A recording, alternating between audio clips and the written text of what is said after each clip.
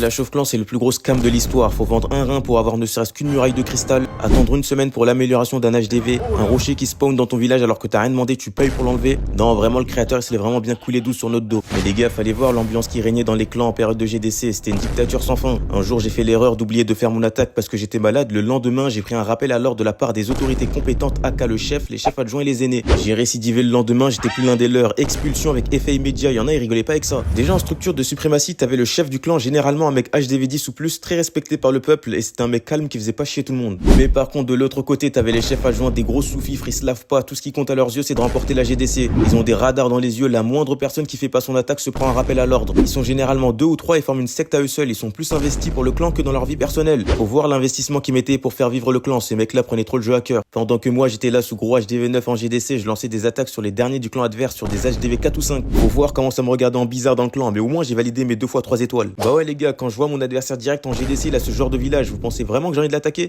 Ouais, ça doit être ça, ouais. Moi j'ai qu'une idée en tête, c'est de fuir et prendre les petits de son clan.